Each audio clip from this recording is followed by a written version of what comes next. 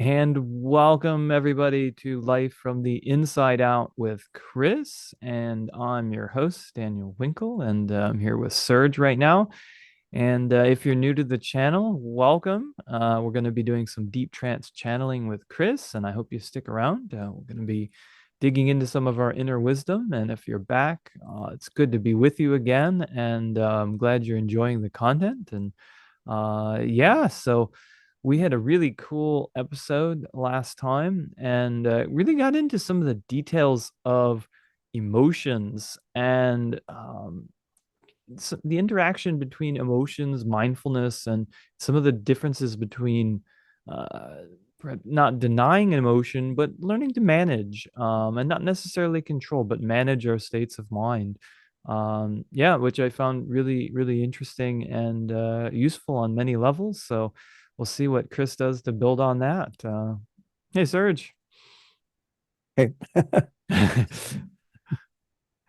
What'd you think about all that? sometimes like I have no, especially if it's been a few weeks, I have no recollection at all of the discussions. If it's shortly after, I might have some memories come back up, but after a few weeks, it's gone. I remember things um, Kris might have mentioned a long time ago because people discussed it with me, or some part of it stayed. But overall, most of that stuff, it's almost like I have a backup drive in my mind, and it goes directly to the back end of that backup drive. That's about the only way I can identify it. Yeah, yeah, I know that's it's an interesting phenomenon too. I have a video game platform and it tracks how many hours you've played something, and some of these games I've played, well over 100 hours. And And you other probably go, ones not, but but I I thought I looked at a just couple, played for a few hours. yeah, and I'm like, I don't even remember that game. Like, I knew I played it at some point, but I'm like, what was that about? So it's, I mean, of course you can pick it back up and sort of get right into it. But there is this sort of phenomenon of, I don't know if it's forgetting or just sort of moving in through different compartments of mind or something like that. So I don't know. That's an interesting observation. Hmm.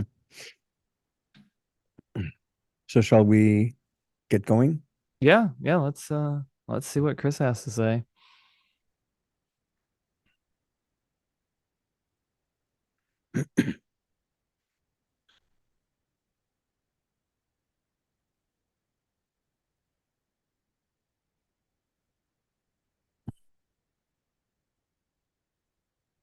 You were just speaking with Joseph about memory, human memory. This too is an interesting phenomenon. People will claim, for instance, that they distinctly remember such and such event happening, whilst maybe nobody else in their entourage has the same memory. Some therapists want to call it false memory. We don't necessarily consider it false memory, but altered memory. Our point of view is that you live simultaneous lives, multidimensional simultaneous lives, in an ever-present moment. You may not be able to notice with the conscious mind as it is today, in spite of all of your glorious achievements and technologies and so on and so forth. Still, you might not yet understand all the details of memories. You might think, well, I distinctly remember such and such an event 20 years in the past, but you will remember more feelings and emotions of the memory. And that more or less gels or cements is the memory, even though it might have actually occurred slightly differently. You hang the identification of the memory through the feelings and emotions that you had. And you also identify with your own feelings and memories.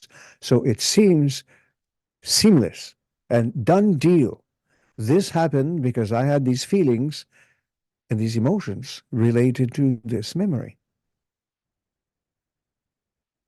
But it can also be shown that you had other feelings, other emotions with the same event or condition. You chose to zoom in on a particular set of feelings and emotions in relation to an event, and you remember that more than anything else. But what if you shifted your recognition of the feelings or identification of the feelings and emotions in relation to an event? It is like looking at it from one point of view using feelings and emotions. But now you're switching the point of view to another angle. You might be able to observe a different, maybe not drastically, but still different set of feelings and emotions, which would color and affect and influence the memory. So memory plays an incredible part in who you are and basically in who you identify yourself as. And not in the sense of he, they, them, but more so as yourself. I am me, I am myself because of those memories. And I will stick to it, even if it is not necessarily accurate, because you remember more the feelings and emotions. Does that make sense to you? It does. And I had another question, maybe even related to the last episode as well. Is there, and what is the relationship then between beliefs and emotions? Hmm. So beliefs will coordinate specific feeling tones or emotions in a particular category because you may feel that the world is out to screw you. Someone will stab you in the back somewhere along the way. You just know it. Someone else will trip you up. Your partner will cheat on you. This guy is going to take my money and rob me. So all of this is a particular track. You are feeling like a victim of your events, conditions, circumstances. That set of beliefs generates particular emotional feeling tones that project the experiences themselves. So the beliefs exist in the background. They color, they set the tone of the attitude.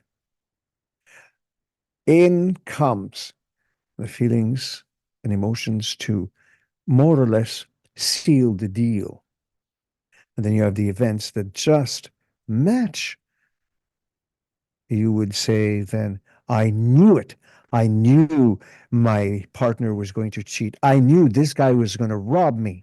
I knew when I bought this used car, I knew the dealer was giving me a bad deal and the engine broke. You're on the one hand, dabbling into prophesying, but you are creating self-fulfilling prophecies. And this happens more than enough times. So the beliefs themselves can be altered, they can be managed, and you can also start by managing your particular feeling and emotional states, which would allow you to then recognize what kind of beliefs are at work in the background. What kind of little gremlins are involved in my thoughts, buried in my thoughts? And they're not buried so deep you cannot see them. You choose not to see them. There's a big difference.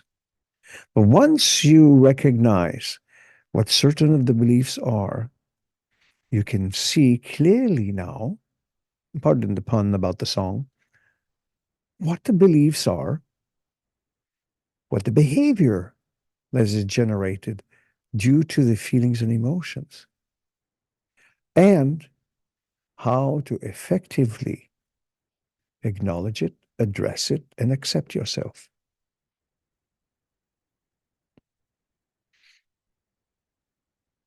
And it is not that everything is just clearly black and white, even though there are some generalizations. There are also umpteen shades of nuances involved here. Because again, the universe is not black and white. It has so many shades. We believe it has about 50 shades.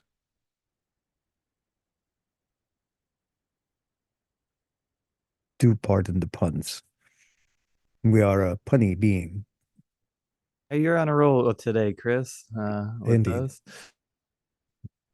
So the main point is that the individual can literally make those recognitions, make those changes and adaptations, alter their behavior so they have a more pleasant experience.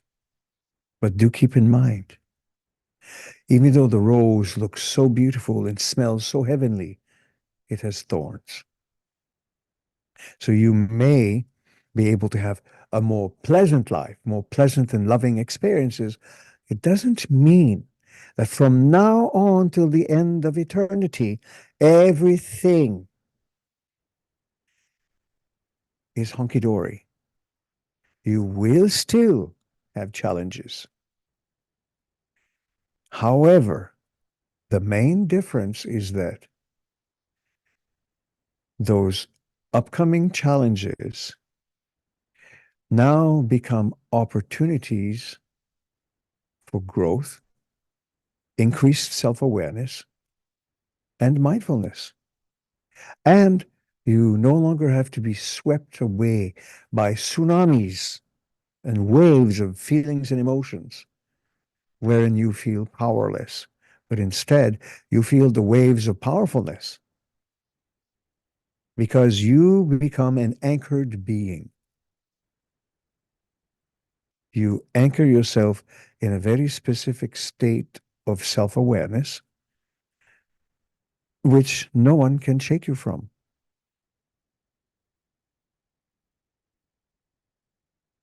And that is part of the point in all of this discussion is to recognize that you are not your body, you are not your mind, you are not your feelings, you are not your emotions, you're not your thoughts. You have those things. Therefore, you are in a position of being able to manage these things. When you have things, you use them. When you have a body, you have a mind. You are not these things, but you have them. You have thoughts, you have feelings, you have emotions, then you can use them to your benefit. Or you can choose to, every time you have an emotional upheaval, to be completely swept out to sea because you are so powerless to do anything about any situation ever.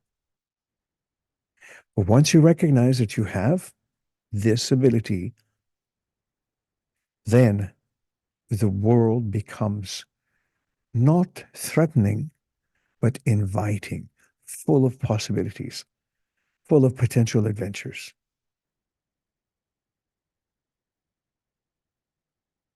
Does that make sense to you? Yeah, it does. And I'm wondering if we could go into, what is the purpose then of these emotions, from a practical standpoint? What are they telling us? They are an ultimate feedback mechanism, including physical reality, including your thoughts, your feelings, your emotions. These are all very highly specialized feedback mechanisms.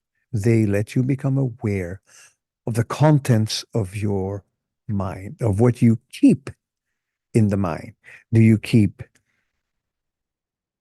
harmful, self-defeating beliefs and associated thoughts? Or do you cultivate a sense of powerfulness through your thoughts so that these can then be expressed externally in the external world? And these aren't just splitting hairs, because truth be told, there is no physical reality, there is no external reality. There is only self. There is only you. You are the center of your experience. Remove you, there is no experience. There is not even anything to have experience, because everything related to your experiences goes back to you. No one can make you feel anything unless you so acquiesce. So if you feel grounded, centered, you feel empowered, you know that you're managing your thoughts, feelings, your mind, your emotions very nicely, regardless of the situation that comes up, you will be steadfast. You will stay the course. You will not crumble because one person out of 7.5 billion people would have said, well, I don't like your eyebrows. And then you would be devastated. Does that make sense? Yeah, it does. And the one thing that's coming to mind for me as we're talking about all this is that it seems really important that we begin to identify as our identity. And if I'm understanding it, then as the creator of all of these things, not just the experience. Correct.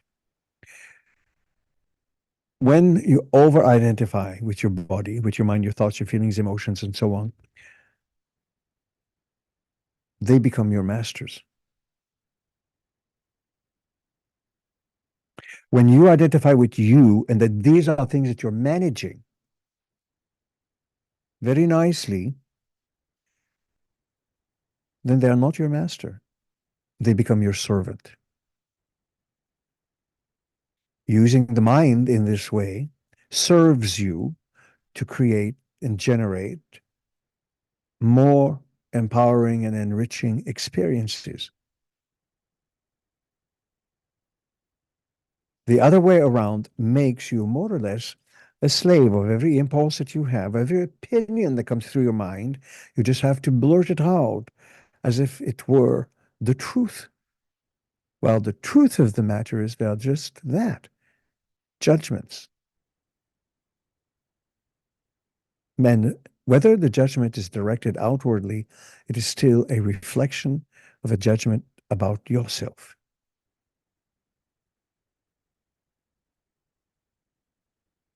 The entire idea here is to learn and experience in some way that you are your own sovereign entity and you have these things. You have a body, you have a mind, you have feelings, emotions, intellect, ego, and so on. But none of them, even altogether, can truly sum you up because you are more than the sum of all of your parts.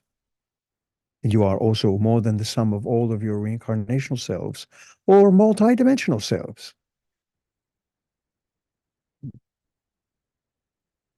So when you have thoughts, you can decide how they will behave.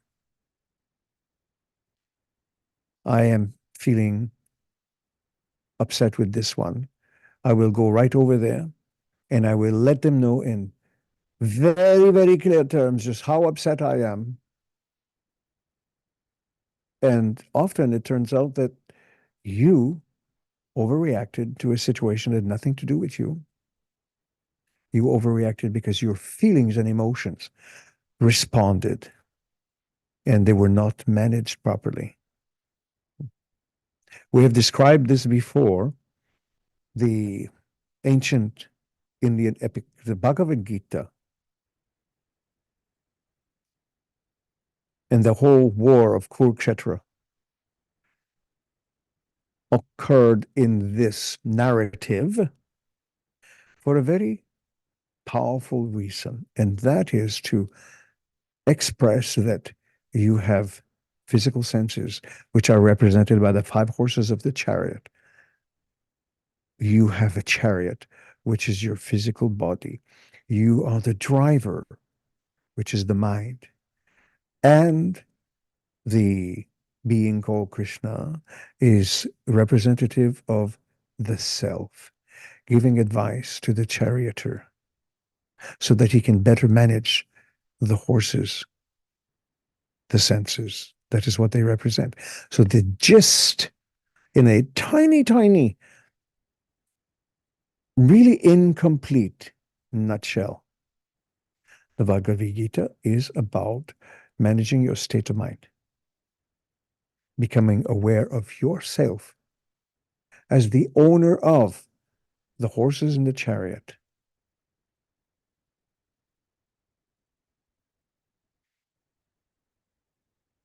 This helps the individual actually empower themselves.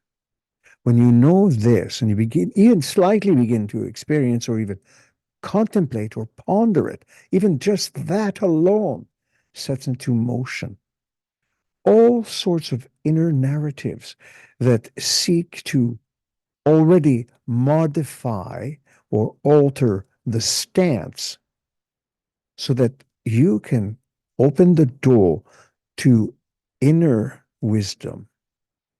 Because if you think, I am not my thoughts or my senses or my mind or my body, then what am I? Who am I? That triggers an cascading effect. It may take a while, but opening the door in that particular way lets your inner being know that you are consciously pondering something, one of the deep mysteries of humankind. You may think trying to figure out who built the pyramids and how they built them, or other great mysteries. And yet, the greatest mystery of all is the human being and the human mind. Who is in charge? Who is the boss? Your thoughts, your feelings, your emotions, your beliefs are the boss of you? Or you are the caretaker and the manager of those particular things? Does that make some sense? Yeah, it does. It just makes me want to ask the question, what in the simplest way, then who are we? What is what if we're starting to ask that question, what's a good place to start? A good place to start is to recognize that everything you have been told about yourself and your world was very well meaning, but it may only reflect the veneer of reality, whilst the deeper aspects of reality have to do with you as a being that exists both within time and outside of time simultaneously, that you are eternal, full of knowledge and wisdom. And you may not think, wisdom, what is that? But being able to act on your newfound knowledge indicates the cultivation, even if it is preliminary, of built-in wisdom. It is not something that happens overnight. It may take years, it may take lifetimes for an individual to fully grasp the notion that they exist separate from their body, separate from their being. They are something else. Anyone who has had an out-of-body experience already has an inkling that they are something quite different from that sleeping form when they went and had an extracurricular adventure outside of sleep.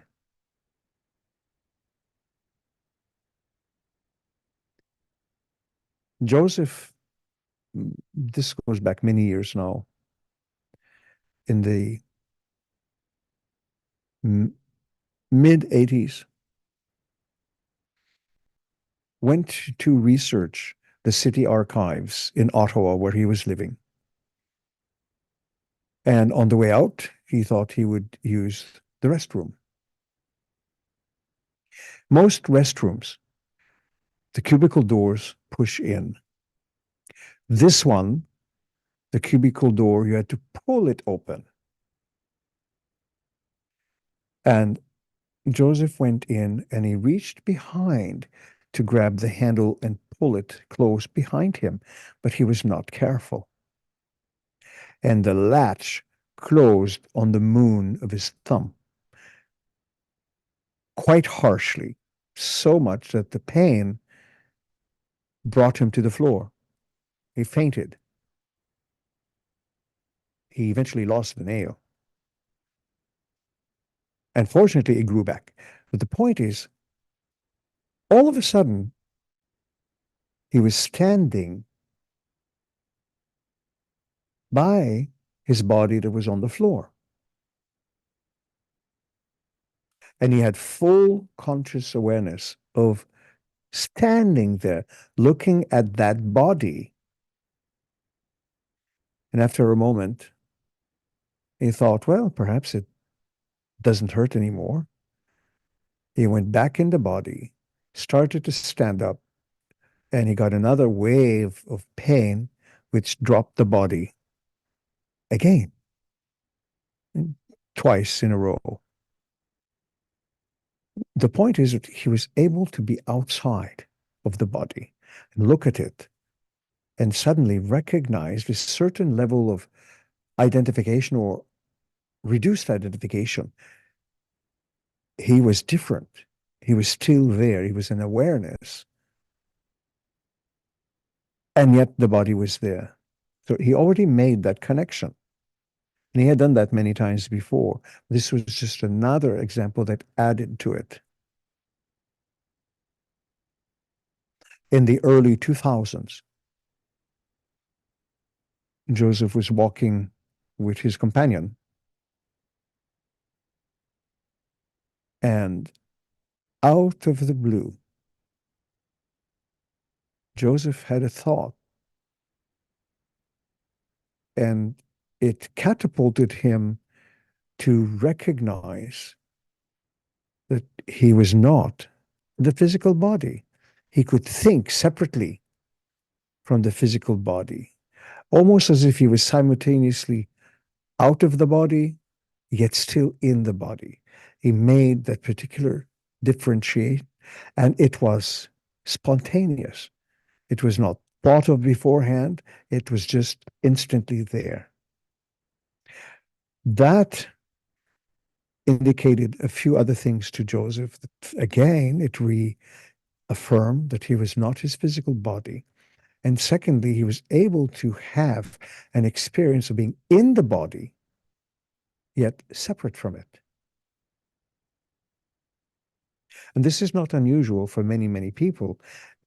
It simply is not something that everyone talks about. And sometimes they may think that maybe there is something psychologically or otherwise wrong with you. So he learned over the years to share that in appropriate circles. But the main point is that it is entirely possible. And no, you don't have to take a hammer and bang the moon of your nail in order to have so much pain you separate from your body. But the main point is it is possible to cultivate it. And the main point is that knowing that you're not your body, you're not your thoughts, you're not your feelings, emotions, or anything at all, but you have them. Just like you may recognize that you're angry, and instead of identifying with the anger, you can say, yes, well, I am having some anger issue right now. I can manage it. I can express it. I don't need to blow up because of it. It will indeed dissipate rather quickly. And in this way, no one, including yourself, get hurt. Does that make sense to you? Yeah. Fallen. Mm. This is actually a built-in mechanism in the human experience. It is hardwired. But because of the birth process and all the conditioning from that point on, you forget a certain portion of yourself and you begin to identify with the growing body of that child. And your experiences become cemented in a way, all the beliefs become cemented from what you gather from your environment, from a familial unit. And it is not just what people say, but what people do in that unit that leave an imprint and build up your own data bank of behaviors. And you can see that sometimes in a child. The child will mimic something the parent said or did without knowing what they're doing, but they copied it off the parent.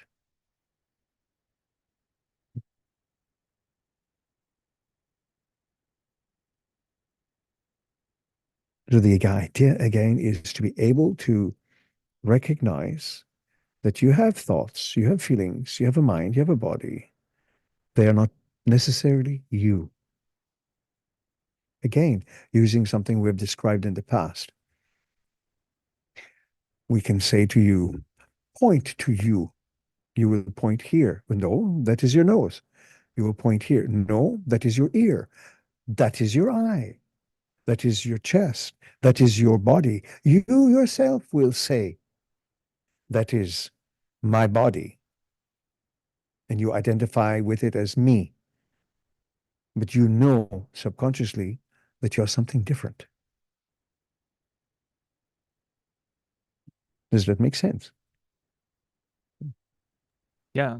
The possessive, it belongs to something other than that. Now, you possess a car, you possess a computer, you possess a backdrop, you possess bookshelves. You don't say, well, this is me.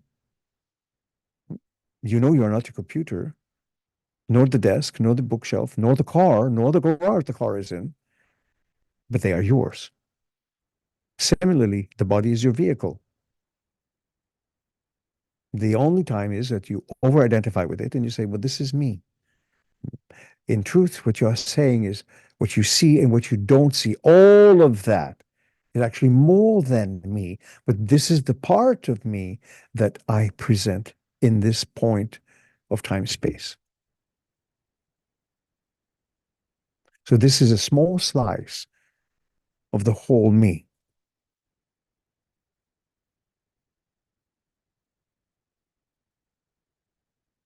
Now, what is the time? Well, I think we're at the end of another great episode. Indeed, then, we thank you for your consideration and consider again, ask yourself, is it necessary for me to behave this way? Or is it necessary for me to buy this, even though I know I don't need it?